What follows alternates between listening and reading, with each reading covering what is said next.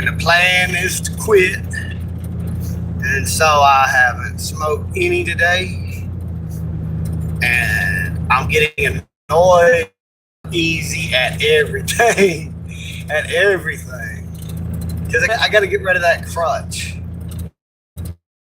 Like the slightest amount of stress. You know, back when I was an alcoholic, I would cope with alcohol with the slightest amount, you know, and I got over that, but I replaced it with cannabis, you know, and now I haven't smoked anything, and I'm working on quitting smoking. And my girlfriend is like, she half supports it, like she always supports. It's like she supports me quitting, but she don't want to deal with me being ill and stressed out. So it's like it's okay if I do smoke, because she don't want to deal with me being ill when I don't smoke. And she kind of don't want me to pick a weekend to quit, because then we got much time together. And I just watched this hour-long video. Well, I'm not done with it. I haven't had a chance to watch it all the way through. I'm almost done with it. And it's talking about how we really are inconsistent with the way we categorize species of animals. And it kind of makes sense, because most of those charts and everything was done before the discovery of DNA. And so, like, for example, tigers, even though they are able to breed with each other and make viable offspring and everything, they're still subspecies. You know, the different types of tiger, the Indian tiger and the Siberian tiger, they're considered different subspecies. But then when you look at bears like grizzly bear, polar bear, they're also able to breed and have viable offspring, but they're not categorized as different subspecies, but entirely different species. And so see, it's not consistent. And then whereas different human ethnicities, different human races have more genetic variances between each other than these bears. But we're one species and they're multiple species, and tigers are subspecies. And then like varieties of fish, maybe hundreds of different species. And we're not being consistent with the way we categorize animals. One of it is because of DNA. We might see a different subspecies with a different appearance and different behavior and different environment, and we automatically assume that they're not able to breed with each other when they were. So it's like a lot of every way we've classified geniuses, species, subspecies, and then figure out about DNA. We say humans are one species without subspecies, or we're one species. But if we were to be consistent, we'd have to go back and we'd have to say that a lot of these different species of animals are really one species. And we need to do that. We need to be consistent across the board, or it'll give people a lot of them 19% Homo erectus. Now, endangered or species of humans, we don't have to worry about any kind of political judgments because they're all dead. So like all of them, if Neanderthal and Dezovian and Homo erectus were alive today, we would say, if they were alive today, that they were just a different race. If Neanderthal, Dezovian, and Homo erectus were alive today, we would say that they're part of the human race. Genetically, we're more similar to Neanderthal. And I'm not talking about the 2% that we call Neanderthal DNA, but the other, you know, like they say we're 97% similar to chimpanzees. We're more similar to Neanderthal that's extinct than we are Sub-Saharan Africans. Sub-Saharan Africans are more genetically similar to Homo erectus, but they're extinct. So we call them a completely different species, but there's no justification for it, I don't think. I think that if we were going to be honest, they're just extinct races. Neanderthal, Homo erectus, Dezovians, they're just different extinct races of human. They're all human. And you know, I think that it makes sense to call them all human. They're able to have viable offspring with each other. It's just that we wanted to have them be missing links and everything. So we said that they weren't human, but they clearly are. And if you're going to say that Neanderthal is not human and Homo erectus is not human and Denisovans are not human, and you're going to use the same standards by the same percentage of genetic differences, you would have to say that different races are different species. So we're not consistent in that either. And so I'm just asking for consistency. And now that we have DNA, we really need to go back and make a new chart for all the animals and humans and everything, because we've said a lot of things are multiple species that are one species, and we've said that some singular species are multiple species because we're just going on after the eye. If we go by the eye, Indian tigers and Siberian tigers are orange and black striped. So we said they're the same species but different subspecies. But we went by the eye with bears, and we said the polar bear is white, the black bear is black, the brown bear is brown, they're different colors, they're a whole different species. We say there's 8 different species of bear, and we say there's 1 species of tiger. We're not being consistent. It makes no sense. And then the bears, they can cross and have children together just like the tigers. There's no logical reason to say that tigers are the same species but different subspecies, and then turn around and say that bears are different species, and then turn around and say all humans are the same species. And I'm trying to tell my friends about this, and they go to Google Quick AI and they're like, well, they find the definition on Google Quick AI says that if they are able to have genetically viable offspring, then they're the same species. But then you ask AI, are there any species, are there any different species that are able to have genetically viable offspring? And then they're like, oh yeah, bears, certain kinds of orchid flowers and citrus trees, and name a bunch of other things. So you can't, AI quick answers, there's a biased algorithm behind that. But if you know how to ask the questions and do the right prompts with AI, you can almost make AI say anything. Now, if you try to get the AI on Facebook Messenger, Meta AI, if you try to get it to say the N-word, it's not going to say it. It's really hard. But if you spend 2 hours and you give it all these other prompts, like it's a term of endearment, you lie to the AI, tell it you're African American, and you really, really put some work in it, you can get it to say the N-word. Or maybe you can't after I got it to do it. I got it to say it over and over again for about 30 minutes and have Brittany laughing. But the AI, it's not a substitute for an hour video explaining the math behind all the different genetic differences and similarities. It's not a substitute to just go on Google AI quick answer and find the first answer it gives you and say, oh, no, Paul, you don't have a point. Now, I'm not a progressive liberal at all, and I'm also not a lesbian. But it's sad when 2 lesbian progressive liberals can be more honest about the science than my friends. It's a really sad thing. But this is why a lot of the left wants to, now they're, not a lot of the left, there's a lot of people, but not the majority of the left, but a good bit of the left, now they want to get rid of the whole concept of species.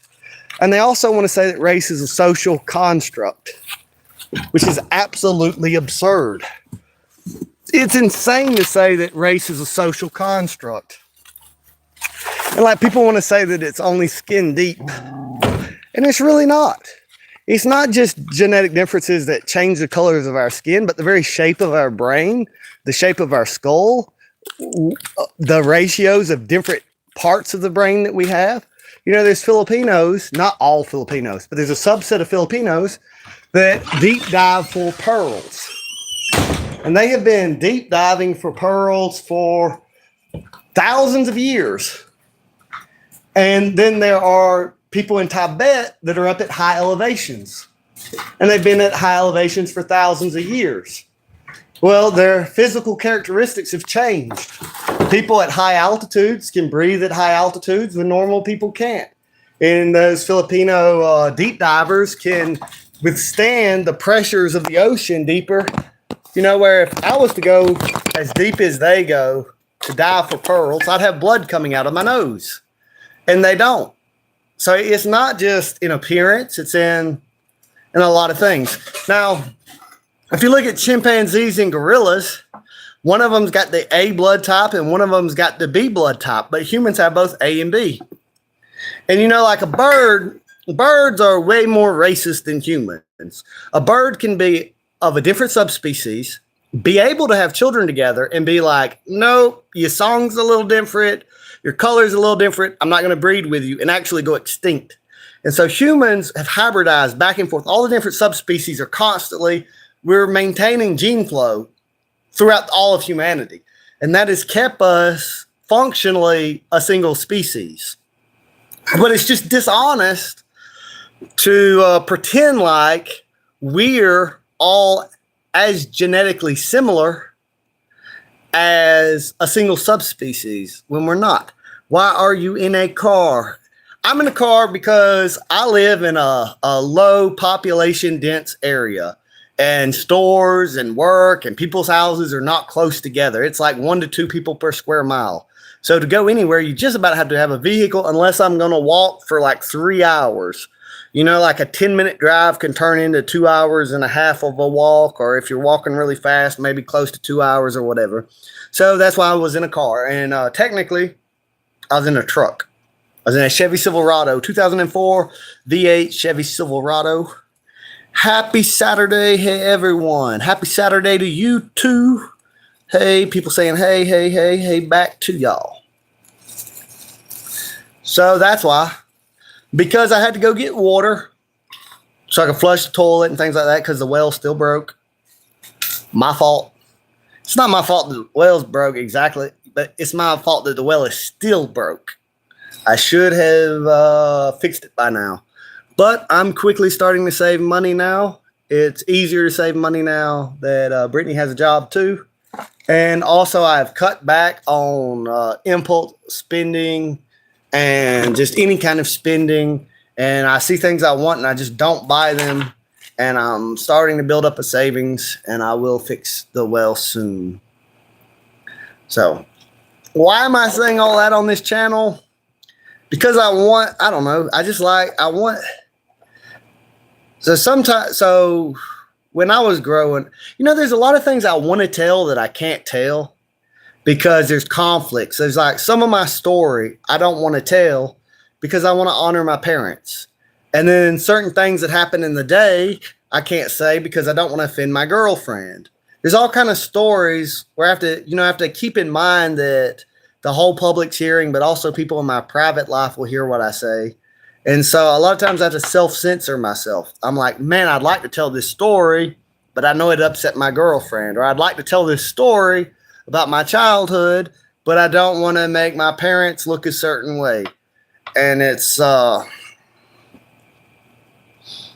I was wanting to tell a story, and I told all that before saying it, and now I've forgotten what I was going to say. Something about growing up, because you really cannot tell your story about how you became who you are, why without talking about other people too.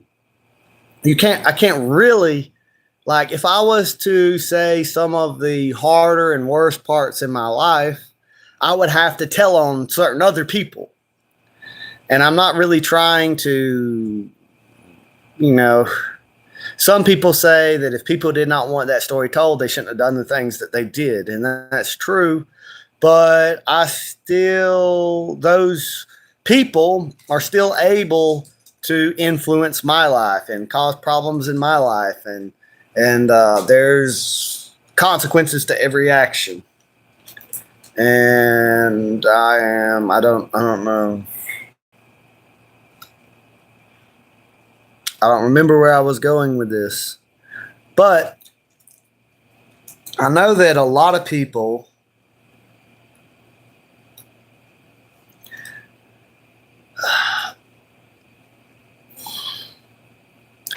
there are some things that are just that's bullshit that I don't know is bullshit, and I'll say some stuff that's bullshit sometimes, but I'm not with the bullshit. I'm not about the bullshit. So if I know something's bullshit, I'm very anti-bullshit. So for instance, there's this new trend of people pretending that men can be women or women can be men. And this started way before they started the whole transgender thing. This started way before that. It started with Bugs Bunny wearing a dress. It started with gender roles being, efficient gender roles being discarded for the sake of egalitarian ideals. And so there's a lot. So little by little, people slowly move to a point to where they might be able to be so delusional to believe that a man can be a woman or a woman can be a man. But it's obviously bullshit. And so I'm the type of person that if I know it's bullshit, I can smell it's bullshit, I can see it's bullshit, I cannot just accept the bullshit, right? And so there's no evil motivation behind the things that I'm saying about race or subspecies. It's not anything like that. It's just the obvious bullshit of it. I cannot get over the bullshit. The bullshit of saying that race is a social construct when traits are genetically heritable, that we have different ancestors, is absolutely ridiculous. And I just get frustrated by bullshit, especially when I'm gaslighted about it. Like, everybody knows the man pretending to be a woman isn't a man, but they try to gaslight us. You know, they try to normalize everything that's not normal. And people will they'll say, normalize this, normalize this. Well, every deviant behavior cannot be considered normal, and there even be a such thing as normal. You know, it's not normal. And there's a lot of things the government wants to do in the way of enslaving us that for them to be able to do it, we are not allowed to think critically. We're not allowed to recognize patterns. We're not allowed to make informed judgments. They want us to be almost like infants, where we just accept whatever we're told. I saw this video today, and this police officer, this guy was clearly not drunk. This guy didn't slur his words or anything, but the cop wanted him to take a field sobriety test, which could just be used against him. And the cop just wanted to get his rocks off. He just wanted to tell him what to do, walk a line, do this, do that, and get hard by telling someone what to do and having them be a little slave. And the cop was mad that he was exercising his political rights. He can step out the car, whatever. He doesn't have to do that. And he goes to the police station, he blows clean, no alcohol whatsoever. But the guy is already being extremely disrespectful to him. He's mad at him because he wants him to just obey everything he says. And I find that people who are criminal and are doing very bad things, they don't like cops because they want to break the law. But there's another kind of people who love cops because they're cowards. They're dependent. They're cowards. They're not able to stand up for themselves in a fight. They want to be able to call the cops. And they're okay with authoritarianism. They're okay with not thinking. They're okay with being told. You know, they're just lazy. They'd rather just trust the experts. They'd rather just obey what they're told. And what happened with the guy who got breathalyzed? The city got sued, I think is what happened. The cop was way out of line because he arrested a guy for no reason, really. You know, just they can arrest you for anything, but that don't mean it's going to hold up in court, you know. And the guy would rather be arrested than just be a slave. So he chose to exercise his rights as a citizen. The cop wished he was a slave or a subject. So the cop got really mad because the cop wanted people to obey his orders, but he was ordering people to violate their own political rights. Oh, yeah, he was a corrupt cop. Now, all cops are not like that. I'm not saying that they are, but people who are like that are attracted to the profession of being a cop. People who have nothing intrinsically about themselves worth respecting, they want fake respect. People that cannot naturally command leadership, like no one would be inspired to follow them, they like to put on a badge and have people obey them. You know, but like, there can be good. There are people who are cops for noble reasons. And there are people who are cops for really shitty reasons. And I'm just not a bootlicker cop worshiper. And some people are, and I've noticed that they all tend to be cowards, very dependent upon the system, very helpless on their own. And so they want to, you know, some people would give up all of their liberty for security. And women tend to be more willing to give up liberty for safety than men. That's why ever since men have given women the vote, our government has progressively gotten more in debt, lower reproductive rates, and more authoritarian and stripping more and more of our rights away. Because all you got to do to get women to vote some kind of way is make them feel unsafe. You know, this freedom's making your children unsafe. Take the guns away. And they're like, okay, let's take the guns away. If you were to make poor decisions in life, very, very poor decisions in life, you might starve to death. Okay, make there be EBT. You know, you can just...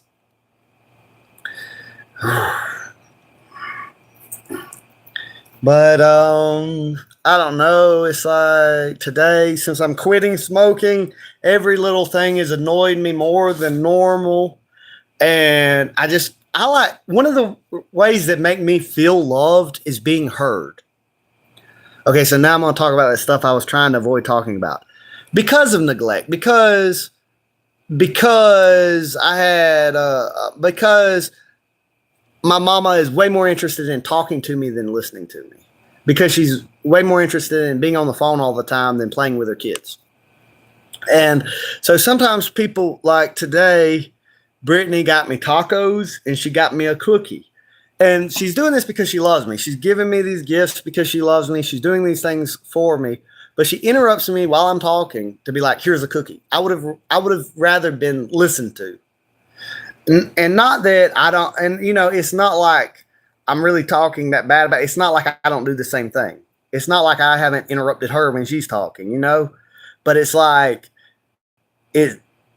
I'm not saying that Brittany's a wonderful woman, but just like in that moment, I ask myself because I got a friend Lee, right, and he likes to show his love, and he feels loved by gift giving and receiving gifts. But me, I'm not like that at all. I could care less about materialism. I could care less. Like maybe it should be more impactful to me than what it is when someone gifts me something. But I don't really. That's not really. I don't know. There's this book where I haven't read it. I read part of it. There's this book about love languages. People feel loved and show loved in different ways. I know this one person in my past that see, there can be some incompatibilities because there's some people who are avoidant by nature, but they feel loved by being touched, even though they're avoidant by nature. And there's a lot of miscommunication that can happen where people they don't feel loved the same ways, they don't show love the same ways, and so you can have two people that love each other, but they don't realize it because they communicate love in a different way. So they can love each other and still not be compatible because they're not, both of them are loving each other, doing things to show their love, and the other one doesn't feel loved. And, but knowing and understanding that how people are different about certain things can help there be less miscommunication and things like that. And, I don't really know where I'm going with this. Basically, I just went live. What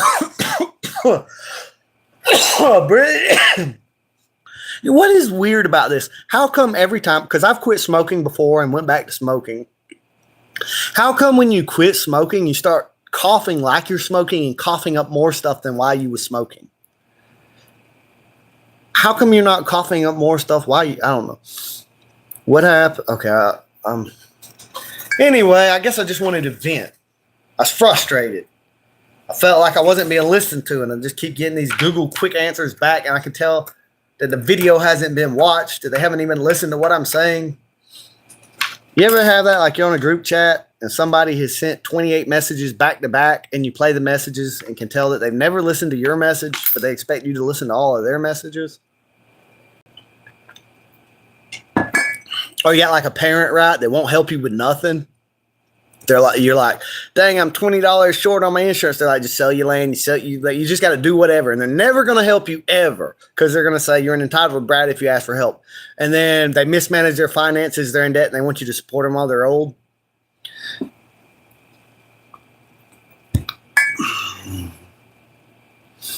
Well, but sometimes like you could play life where you try to do everything tit for tat and well, if you do me this way, I'm going to do you that way or whatever. But I don't think that's any kind of way to live. You kind of got to like sometimes because you want to be a certain person and you want to have a certain type of character, you have to do people right regardless. So whatever. Sounds okay. I don't know. I kind of feel like I should probably get off live because I don't really have anything to say. And the content, the quality of the video will just go down from here because then I'll just be repeating myself over and over again because I have nothing to really talk about. But if you were to go look over how animals are classified and look at how DNA is now, you'll see that it needs a completely different rewrite.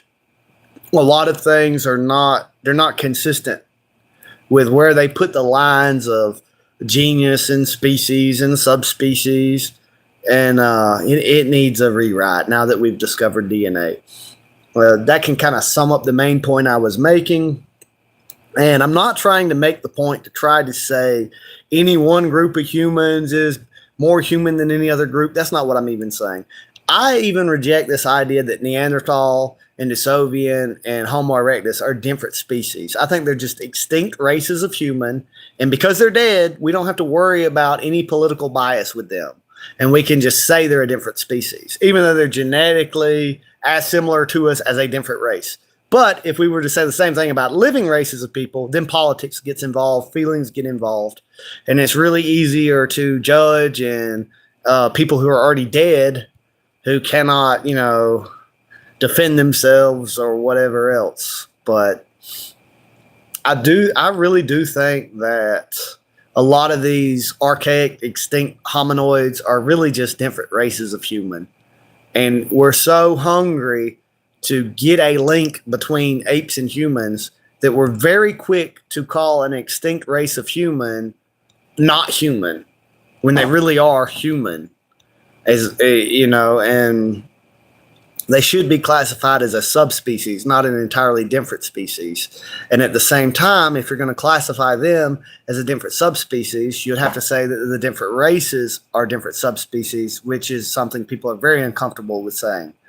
But, when you got a lot of West Africa that's 19% Homo erectus, and then you got a lot of Europe that's 1% to 2% Neanderthal, it's really inconsistent to say they're the same species, not even a different subspecies, and then at the same time say Homo erectus, Denisovan, and Neanderthal are completely different species. It makes no sense. And it's probably those distinctions are put there for political reasons and political biases rather than actual scientific truth. And see, that I'm doing the same thing again. Like I said, I ain't got nothing to talk about. I'm just repeating the same thing over and over and over again. So I'm going to get off live unless y'all got any questions or something to distract my brain into talking about something else. I'm really kind of talking for no reason. Like some people say that this generation is very narcissistic because we share everything on Facebook. We're like, here's a picture of Facebook of me eating cereal. But if you think about it, is that more narcissistic than writing a diary and hoping that one day some stranger is going to find and read your life story and care about it any more than any of the rest of them? I think it's kind of unfair. I think humans have always kind of been the same way. That all the pictures where you see people reading newspapers, had they lived during the days of smartphones, you'd see a picture of them all holding smartphones. There's always been something to distract people from engaging with society, like some type of escape from social interaction. It used to be a newspaper, or a novel, or a radio, or a TV, and now it's a cell phone. And whatever. But I've got this buddy that's always like trying to, like he informs me when the lottery's up. And he's like, hey, you need to invest in the lottery. And really, if you take all of the money that you spend on tickets and buy one stock and hold it long term for like 20 years, you're way more likely to win at that than the lottery. So I just think it's very sad. I think it's very sad how many people are just fooled into the lottery. And then the people who do win the lottery, they've been practicing not managing their money well the whole time.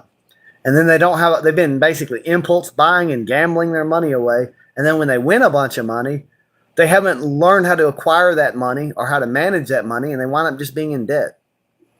And the money seems free. And so it's not like if you work for money and you work for money, you don't want to just waste it. But if it's all just given to you, it's easy to waste it. A lot of women are offended by the idea of the bride price, right? But my dad will not give someone a free dog because he says people treat free dogs like shit. If they have to pay for it or sacrifice for it, they treat them better. So he he might make the price cheap, but he's not just going to give somebody a dog for free. And then there's some people that are like his mama feels like you shouldn't sell a dog because it's like, they're a friend, not a object to be sold, right? So I know there's a Nigerian woman that I knew, right? And everybody in this Nigerian woman's village, it was just normal for there to be a dowry, for there to be a bride price. And, you know, this man comes along and he's like, he doesn't want to pay the bride price to marry her. And he's like, you're not something to be bought and sold. So why pay a bride price? And she's manipulated by it. So he doesn't have to pay a bride price to marry her. And then he goes on and he gets her pregnant and abandons her and doesn't take care of her or the kid. None of the other women in her village had that problem when the men paid the bride price. For one, if they could afford so many cows or goats, then they're going to be able to afford to take care of her.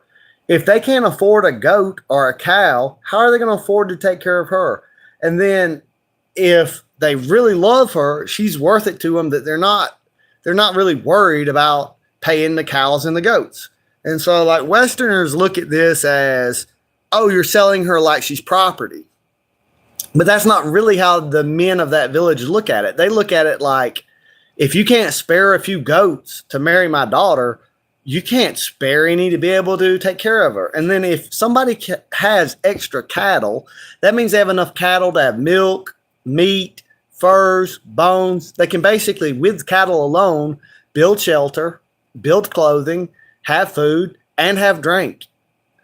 And so, and then also, since they sacrificed to get the wife, they value her more. And I'm not saying that we should go to that system, but it's almost like, heaven forbid you pay a bride price to the father, but you can buy me with a diamond. You see what I'm saying? It's not really, I'm going to get off of this, but peace, y'all.